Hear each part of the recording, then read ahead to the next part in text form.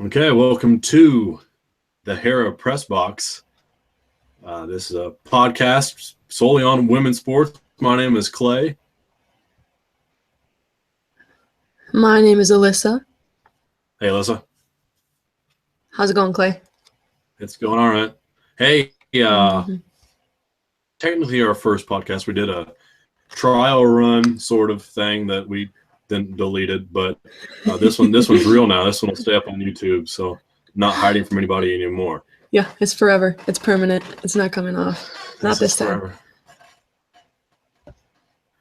Well, we want to touch on probably just about every sport. Everything is going on nowadays, and that's including the professional leagues. This professional fast pitch softball is starting up here on Thursday. We'll get a little discussion about that or give you an update. But first, might just jump in with a little segment I've been wanting to do, and it's the weekend to do it because some developments happened on the field and potentially off the field that we could talk about. And the segment I want to call it is the weekly daily report. Fan of this report because it's just just 5 minutes, 10 minutes of me just talking about Rachel Daly, the forward and now fullback of the Houston Dash.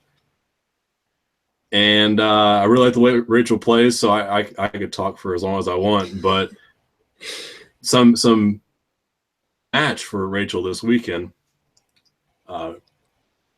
Alyssa was watching the game. I watched the first half, but missed the second half, missed her final collapse as she suffered from heat exhaustion there at the end of the game. The first half, you get to watch any of that first half replays? I did not watch any. I watched like the highlights of the game, but they didn't show anything about what happened in the first half. Okay.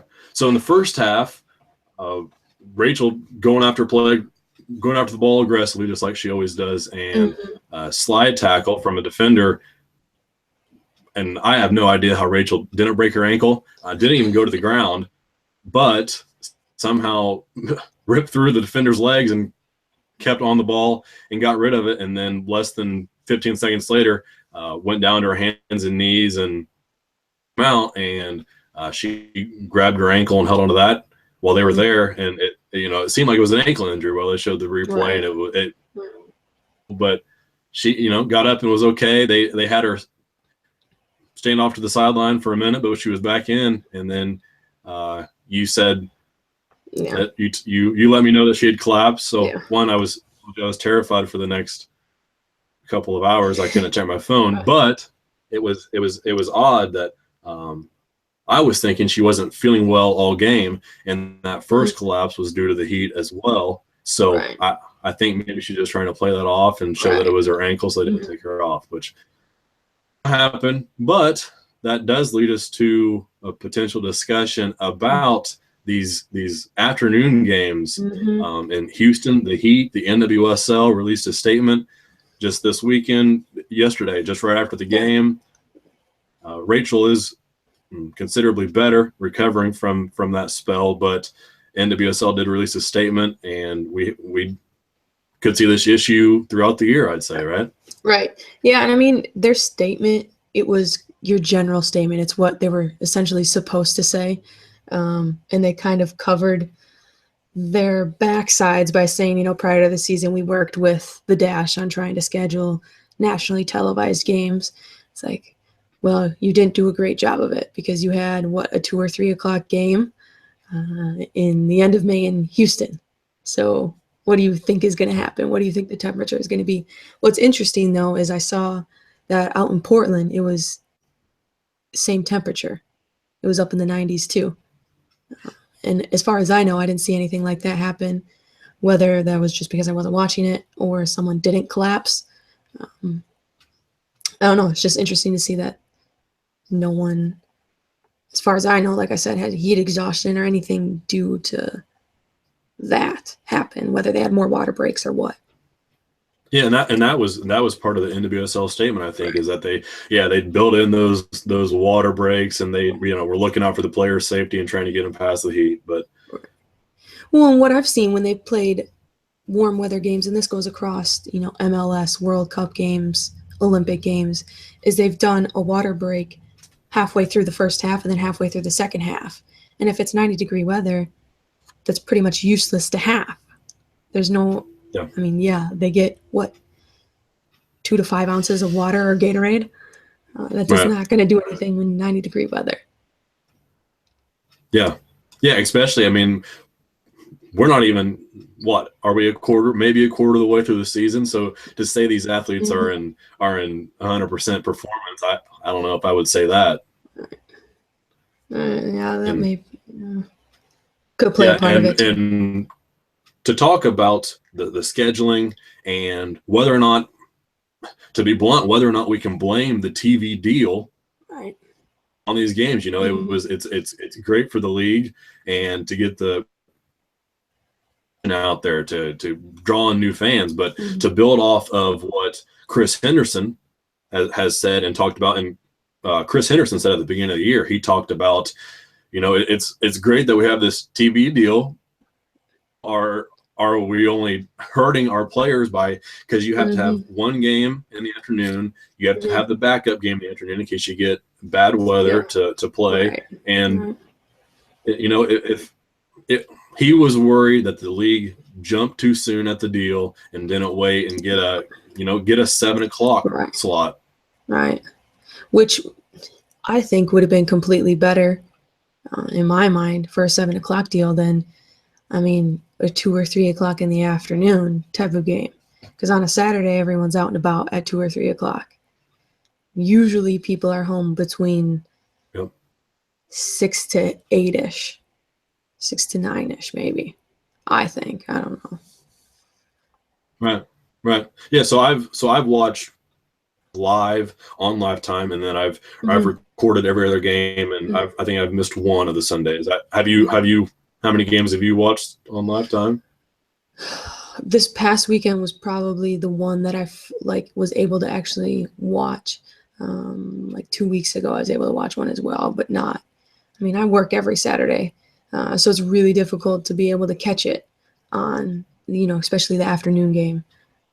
It's just not possible for me. Yeah, and it's not like right. And as far as the production is, I don't think there's any problem with that. I think you have Dallin is his name. I think Dallin and Allie. I think commentators. The 30-minute segment before each match has been tremendous for the league, and they're trying to build that rapport for the players so you can be personal with them. I think that's great. Yeah, it's just a matter of, you know, not being best for that time. Right. Yeah. And yeah, I don't know how many offers were out on the table though as well. I mean, that probably played a part in it. Is, you know, I didn't see ESPN jumping to the front of the line. I didn't see Fox Sports jumping to the front of the line, which I think that's a whole other discussion. I think Fox Sports could have really done something here with NWSL. And I think in general, I think Fox Sports has the opportunity to take on so much more than ESPN is able to. So for them not to be kind of in that running, or maybe they were, and the NWSL just said, no, we're going to go with Lifetime. I don't know what the backstory with that is, or if it was purely business based. So is what's in it for them? You know, what's the money situation like? Yeah, no, I agree. Have you been able to watch any of that Go 90 app? You've watched those games, right? Gosh, yes. The first week of the season, I had it, and then you're watching the game, and 5 minutes later, there's an ad. And then you're back to the game, and 5 minutes later, there's an ad. And I thought it was my phone at first. I went on Twitter, and I was kind of like, what's going on here? And I saw Kaylin Kyle tweeted that. She's like, what's going on? Why are there ads during this? And I was like, oh, okay, it's not just me. Because if it were, I mean, it wouldn't have been that big of a deal if it was just me, but the fact that it was across everything. But apparently they fixed it now. It's all good. But for now, right? At least for a week. Right. Yeah. But there's Go ahead. I said there's something to be done there. I mean, last year every game was on YouTube, and it was, you know, as close to perfect as you can get for an online streaming service. And now we have this. Yep, that's what I was going to say. I was going to say YouTube was a pretty good source for it. Just because. So and we're. Go ahead. Go ahead. You go ahead. No, I was just going to finish up on that. Okay, I was gonna say just that Go 90. It finally, I think 2 or 3 weeks into the season, you were able to actually go onto your computer and watch it from your computer versus having to watch it through your phone. So that was nice. That's right. And that was like the only advantage YouTube had over Go 90 for the first 2 or 3 weeks of the season, was that you were able to watch it on your or on your computer. Right. Can you line on that Go 90 is? Have you done that on a game? No, I haven't. Can you? I don't think so. And I don't think you can pause. Oh. Which I've is never tried. terrible. Right. Yeah. Yeah. So there's my gripe. Another gripe as far as online Go 90. But to wrap around and finish that daily report, I did want to talk about a player that will hopefully play with the Dash in the future. Alyssa and I both know that this struggles on the Dash, and I warned Alyssa before she hopped on the bandwagon to play the Dash. But you're gonna call it that, all right? Well, that's true. I guess it's not much of a bandwagon right now, being next to last. Right. But so Houston drafted Aaron Smith, defender out of Rutgers, all Big Ten selection, I do believe, and to get her degree. She didn't go to practice, hasn't been with the Dash yet. Well, I did just get a hold of the Dash beat reporter, and in conversation with him to figure out a little bit more if Aaron Smith will be returning to the team. If she does return to the team, I've been thinking pretty much the whole year so far that if she comes to that team, she puts a lot of stability on that back line. Mm-hmm. And you see Daly as a fullback right now. If you put Smith back there, who fan of Rachel Daly, I would say Aaron Smith, as far as defenders are concerned, has a very similar skill set back there and is probably just as well equipped to handle that position on the field as Rachel does. You put Rachel back at the top. Yep. Maybe eventually in a few games bring in Carly Lloyd back, starting to win some games and get into where that team with that potential and what you mentioned today should be. Yeah. Yeah, I mean, because that back line, well, and I was watching highlights too, just because I was only able to catch the tail end of the game, and it's just, we couldn't put the ball in the net. We couldn't put it in the back of the net. It was absolutely ridiculous, and I think that's where we really miss Carly Lloyd. Not that she makes every shot, but at least she can put the ball in the back of the net. Right. Yeah. Janine Becky, that was, oh my God, her miss early in the game was brutal. And I'm a Becky fan, and that was tough to take, and I'm hoping that it's not a sign of things to come, because I like the way she plays. But yeah, it was pretty consistent for her and Ojai too. Yeah. Missing pretty easy goals, or shots that they should have put in the back of the net. Yeah. No, I agree. Well, yeah, that wraps up the weekly daily report. I'll do that once a week. Sometimes it might not be as much as that, or Alyssa might not get to talk as much, so I apologize, Alyssa, for that. But you're fine. This first time we tried. Another thing, my Twitter feed, and we talked about this a little bit before we started this podcast, Alyssa and I did, is a tweet from Jennifer Gordon. And Jennifer tweets mainly about women's soccer. And this tweet kind of dealt with college softball, which gets us into another sport that's happening right now. Washington's up 2-0 in the top of the fourth, for your update there. Thank you, sir. Yep. Jennifer Gordon tweeted about earlier in the day. There were 2 earlier softball games, and the first one lasted a little long, so they started the second one late, and it lasted long. Well, it was on ESPN, and it lasted into the MLS game slot. So ESPN, the ESPN, and it's kind of one of those things where you screw up so many times, so when you actually do the right thing, it's kind of everybody goes crazy. That's kind of the way I felt when I took a step back. I was thinking, well, actually they probably should have done that, but credit to ESPN for leaving on the college softball game. And this tweet from Jennifer Gordon talked about how the softball regionals had 26,000 viewers last weekend, and Actually, no, I'm sorry, scratch that. 26,000 was for an MLS game. Softball regionals had double the viewers for that.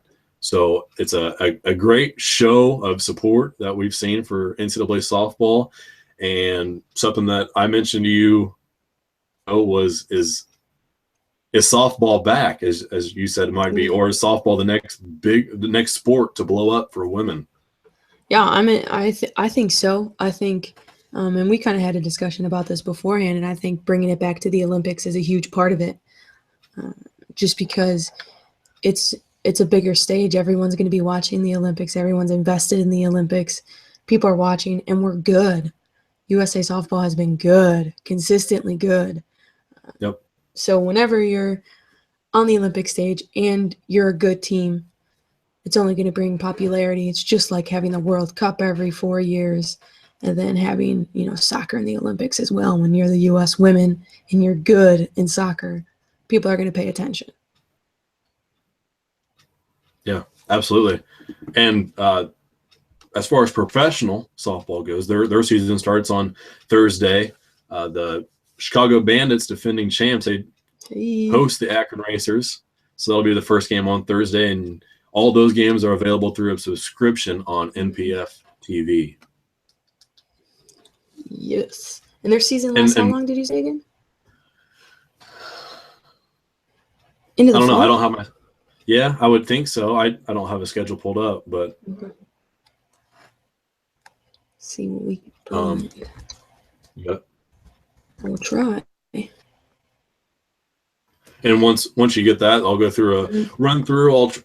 Every time we'll have a podcast, I'll take a couple minutes to run through the scores from the sports, what's going on, an update on, especially today with the French Open beginning. But we'll get how's that schedule looking once you pull that up? So it goes till the end of August. Championship series starts Sunday, August 21st. Okay. In Tuscaloosa. So it's a set. Oh, wow. That was from, hold on, that might have been from last year, but it's going to be the same time, around August. Okay. Yeah, this is last year's schedule. Of course, the year Natasha Watley retired, she was one of my favorite players. Oh, man. Speaking of retired players, I just get into it here in a minute, maybe after I run through this segment, but I learned one of my tennis players retired, and I was kind of like, Anna Ivanovic. Didn't know she retired. I don't think I knew that either. I just probably kind of assumed it. She's been just kind of chilling out in Chicago. I actually follow her. I started following her on Instagram. Really? Yeah. Just for fun. For fun. I saw that she lived in Chicago, and yeah. Huh. Well, because what's his face plays for the Chicago Fire? Yeah. Schweinsteiger. Yep. Schweinsteiger. Yes. Well, if you don't mind, I'll go through the scores real quick. Of course, go for it. So there's 7 teams set for OKC in the College World Series. Top seeded Florida, Texas A&M, and LSU all needed 3 games to advance and are the final teams remaining from the 13 big SEC. Baylor and Oklahoma pulled upsets in their super regionals. Then 3-seed Oregon and 6-seed UCLA advanced in 2 games. Washington and playing right now. Washington still up 2-0 in the bottom of the 4th now. Action at the French Open underway, and the number 1 is already gone. Angelique Kerber loses to Ekaterina Makarova, the 28-year-old Russian who was up to number 8 in the world 2 years ago. Petra Kvotova's first match after being stabbed while her home was invaded ended emotionally. A victory and tears from Kvotova fans and fellow players. Williams took down Wang Qiang in straight sets, as did Dominika Kubalkova of her opponent, and fellow American Amanda ran out of gas midway through the second, as the 15-year-old fell to Kurumi Nara. I got to watch as much as the Tennis Channel wanted to show in that match. So very big hitter, Anisimova. It was very fun to watch. Yeah, I was able to see the last 2 points of the match. Yep. And she's got a good swing. Yeah, heavy swing. Yep. Yeah, it'll be when she gets that under control, it'll be fun to watch. Matches resume in the morning at 4 a.m. Central Time. All 10 end up. Yeah, I need to set my DVR for that. Yep, that's actually. I'm gonna write to do the same thing over here.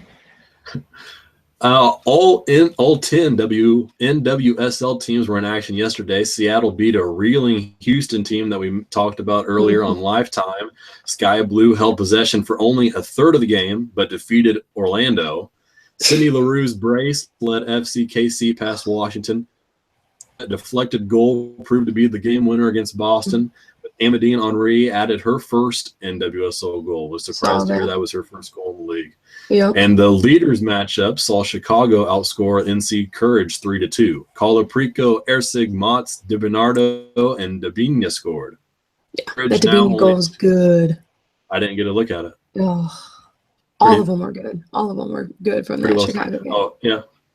I saw Colaprico's. I was happy with that being the one goal I saw from that game. Courage now only 2 points ahead of the Red Stars and Sky Blue in first place in that league. Oh. In the WNBA Friday, the Minnesota Lynx stayed undefeated, beating Connecticut. Washington beat the Sky. Seattle defeated New York. Phoenix walloped Dallas by 42, and Atlanta held on to beat LA by 2. Today's play saw 3 blowouts, the Sun over the Sky, Seattle winners against Indiana, and the Lynx handing the Stars a 5th straight loss to begin the season.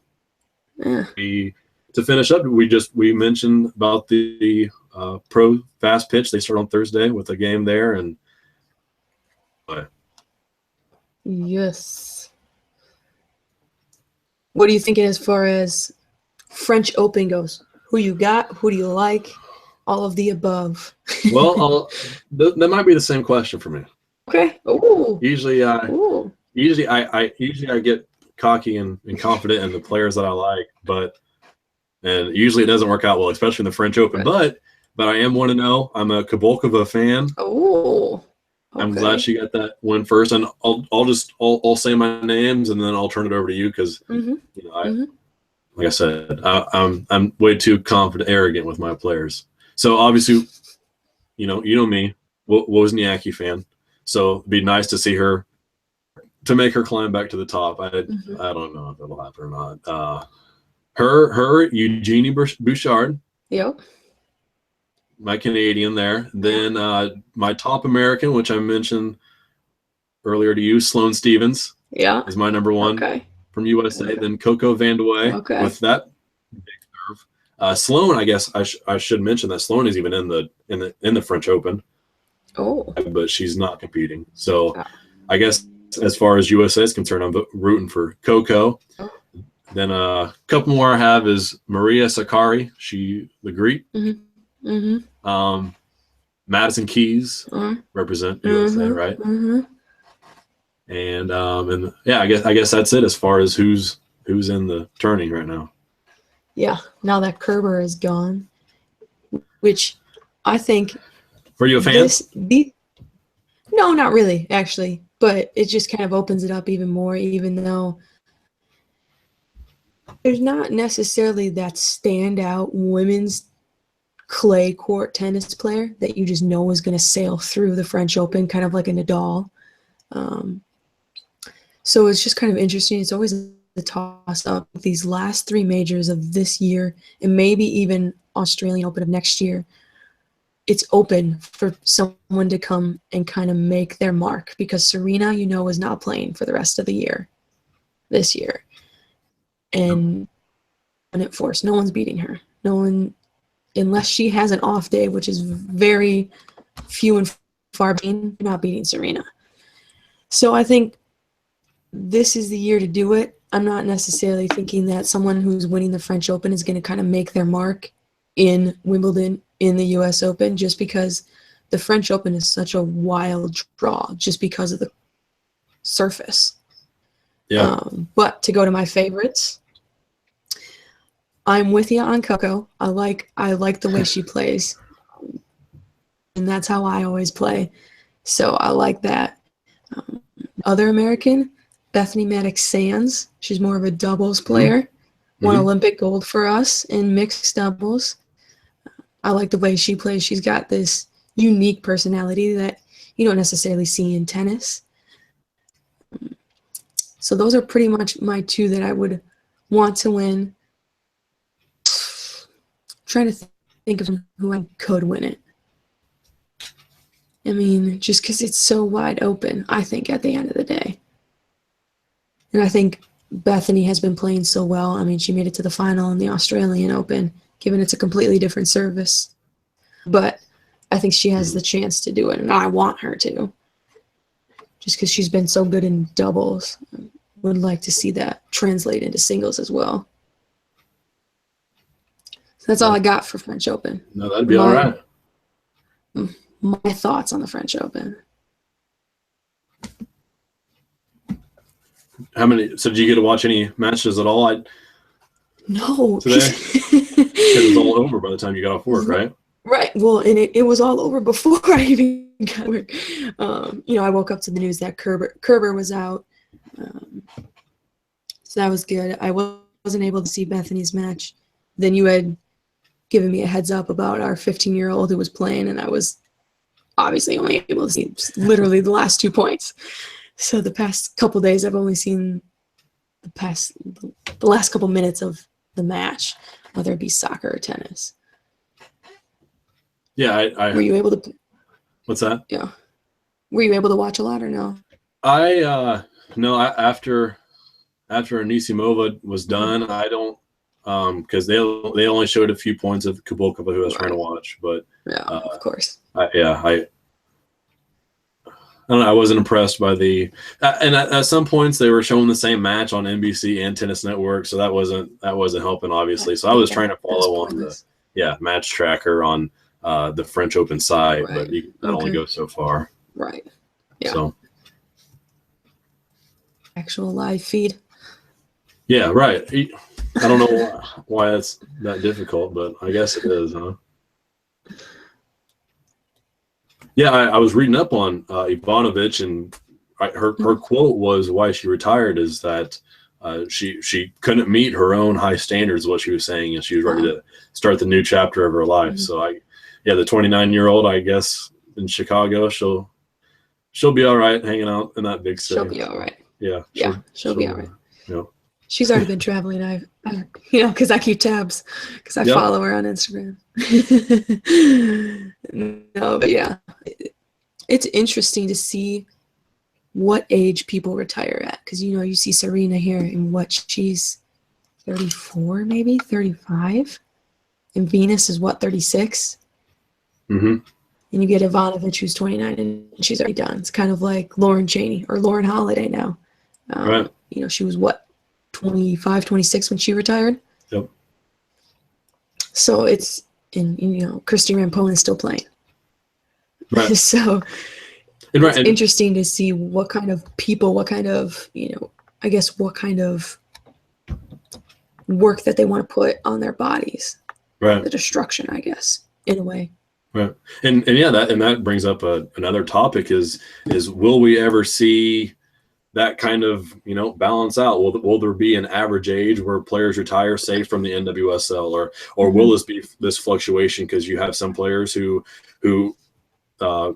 maybe want to expand their family, which is a topic we'll get to after an article we read probably this Thursday. We'll talk more about that with Sarah Gordon. But maybe as female sports become more accepted culturally, does that age increase? Do you see everybody get to at least their 30s before they retire? What do you think about that?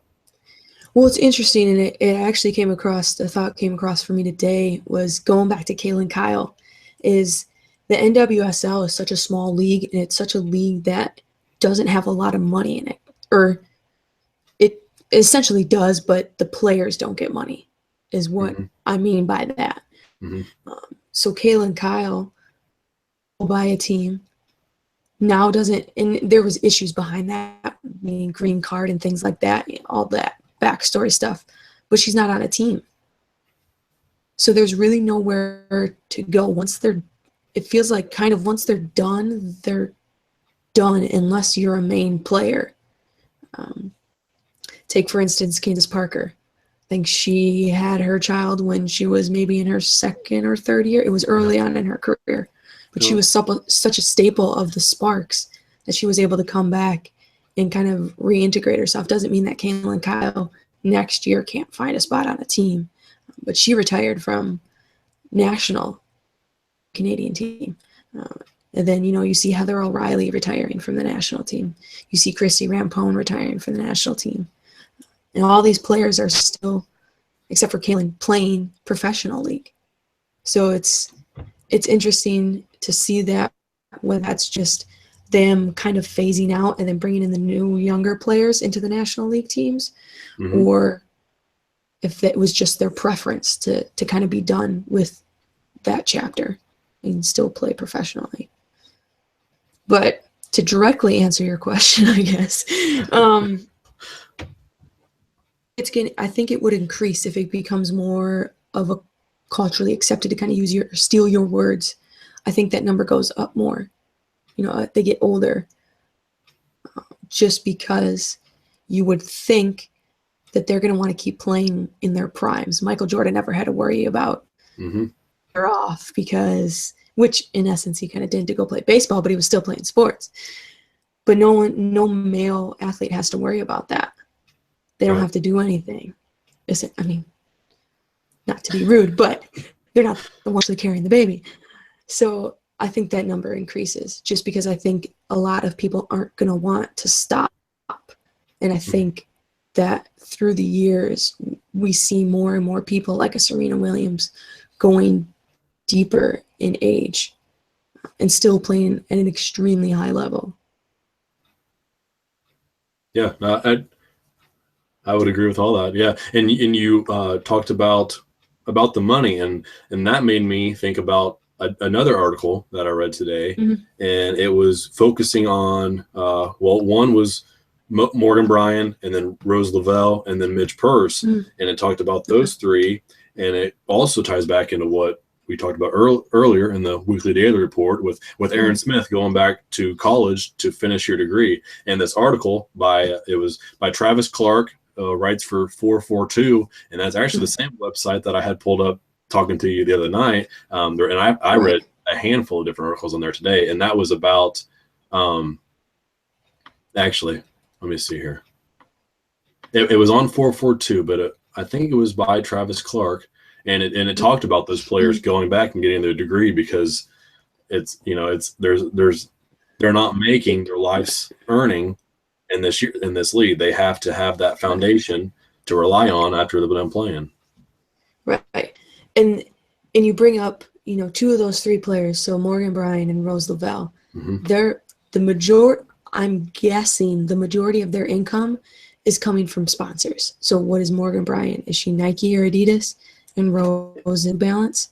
Yep. So my guess is that the majority of their income is coming from that, which at the end of the day, they'd be able to live off of that. And those two are going to be probably some of the higher paid players in the NWSL, because the U.S. Soccer Federation is paying their salary. And I mean, there's all those stipulations about what they get, the minimum that they can get if they play with the national team and all this and that. So their salaries are going to be higher, at least in my mind, than your kind of typical NWSL player who has to take these months off of work and then actually go back to their regular job per se. Yeah. And I think something like that across pretty much all women's sports. I mean, you look at the WNBA, they're playing here and they're playing overseas. Yeah. And that's they don't get rest, and neither do NWSL players who are playing overseas and coming over here. So for instance, Alex Morgan, Carly Lloyd, I don't know if Crystal Dunn is coming back at all, but they're not getting any rest. I don't think Carly Lloyd knows what rest is. So just in terms of having a break between seasons, they aren't getting. And Carly Lloyd and an Alex Morgan could deal with being off for a while, but you take your kind of regular Joe player, I guess, from the NWSL, and they're having to go to work, same day as training or something like that, because they just can't keep up with the lifestyle that they would need to live during these months of the season. And that brings up a whole other discussion that I can save for another time, because we don't have time tonight to discuss why they don't get paid. Right. No, we might have to have a 538. Listen to 538. Sometimes they do an emergency broadcast or podcast when things happen. I have to do an emergency broadcast to do that. Yep. I'm okay with that. Yeah, we might have to do that.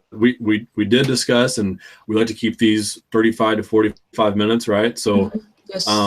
We're at 35 minutes now, just about, I do believe. Yep. To wrap up, I want to throw a couple people or Twitter accounts at you to follow, or at least do I follow. I've mentioned Chris Henderson today. I mentioned Travis Clark. He's with 442. Jennifer Gordon, mentioned her, and then Dan Lauletta. He writes for the Equalizer on Twitter. Same with Jennifer Gordon. They're with the Equalizer. There's also a Twitter account and subscription, Our Game Magazine. That's based solely on women's soccer. And then there's also Women's Soccer Weekly, that a little bit more liberal in their tweets, but it's fun to see, not a professional per se stance, so that's fun to follow. There's also Flow Softball, which is kind of covers all things fast pitch, is what I think is their bio on Twitter. So a couple accounts there for you to follow and take a look at, and we'll probably talk about what they have to say most of the time or some of the time. Another Twitter account is ours, the Hera Press, and that's at Hera Press on Twitter. And we haven't even sent our first tweet out yet, but we gotta save it. We gotta save it, maybe. Yeah, it's a good one with the daily. With Rachel Daly going down. Yeah, right. Maybe why not? Why not? But we could get our follow back. You could get it. You could get it through the Hera Press. I don't know if that counts, does it? That feels kind of lame. Like I'm making this whole other avenue just to do that. Hey, whatever works. Yeah, I know, right? Just that my autograph is right there. I just need to post a picture of that on the Hera Press, and we'll see if that is enough. No. She has. It'll be personal account. It has to be personal. Okay. Right. I'll get it taken care of. Okay. But other than that, I think that's the best wrap up I have. And our plan is to do this every Thursday and Sunday, probably around 10 o'clock, and we'll be on here. Alyssa, anything you want to add? No, I just see. Did Utah just score? Utah just scored. It's 2-1 Washington, 2 outs in the top of the fifth. Yeah. Yeah. Yes. Who do you, as a wrap up, who do you got to win it all? Well, I picked not just this game, but I know. I had picked Arizona. I guess I had Arizona beating LSU in the final. So I've become a really big, I don't know why, I've become a really big LSU fan. I like all their players.